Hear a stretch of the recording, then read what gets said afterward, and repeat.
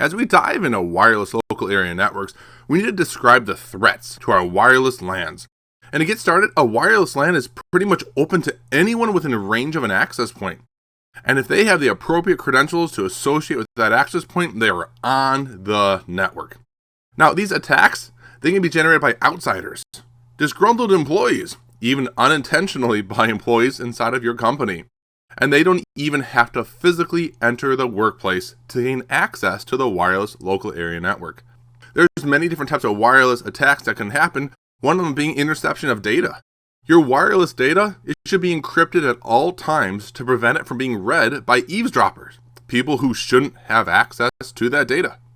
Wireless intruders are unauthorized users that are attempting to access network resources, and you know what? They can be deterred by using authentication. Denial of service attack is a little more difficult. They try to access your wireless local area network services, then compromise them either accidentally or on purpose.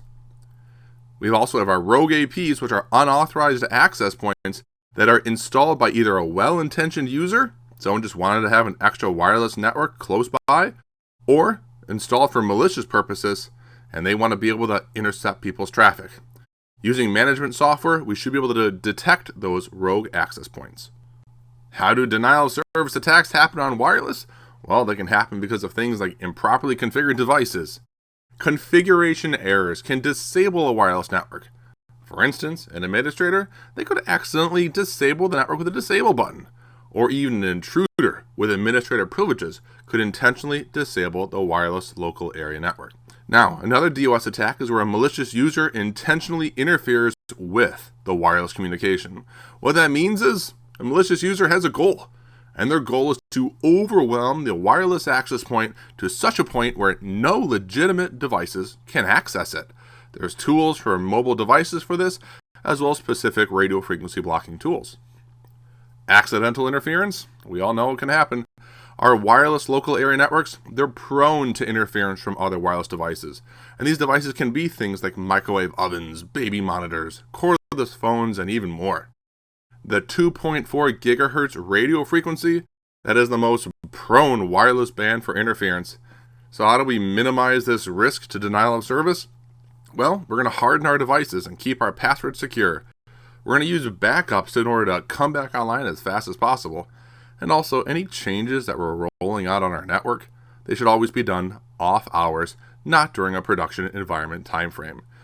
A lot of this interference that can happen, as mentioned, is on the 2.4 gigahertz band, so that's move our devices to the 5 gigahertz band if it's possible. Rogue access points are the detriment of wired network security. A rogue access point is an access point or wireless router that has been connected to a corporate network without the explicit authorization of the company. This is completely against company policy. Anyone with access to the physical premises can install a very inexpensive wireless router or access point and allow themselves access to the secure wired network resource. Once connected, these rogue APs can be used by an attacker to capture MAC addresses, to capture data packets, and even to gain access to wired network resources. They can be used to launch man-in-the-middle attacks as well.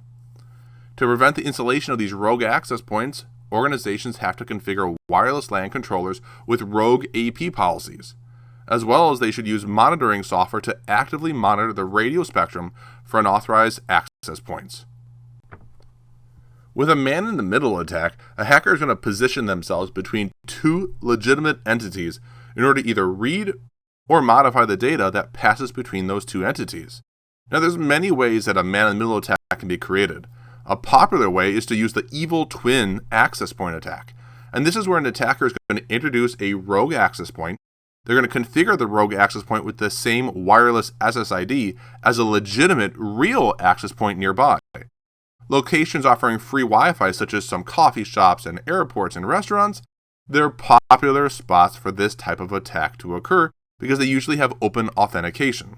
With open authentication, a password is not needed when you're going to access the wireless network. Now, connecting wireless networks would see two access points offering wireless access. The people near the rogue access point would find the stronger signal and probably connect with it. Once that user traffic is sent through the rogue access point, that data is captured and then it's usually forwarded to the legitimate access point. The traffic returning back from that legitimate access point will then be sent backwards to the rogue access point. It's going to be captured by the malicious user and forwarded out to that poor, unsuspecting user. This allows the attackers to steal user passwords, to grab personal info, and to even gain access to the user's device. Defeating these man-in-the-middle attacks depends on the sophistication of your wireless local area network infrastructure and also the vigilance that you use to monitor activity on those wireless local area networks. It all starts with identifying legitimate devices on the network. And after you have legitimate devices being known, the network can be monitored for anything that looks abnormal.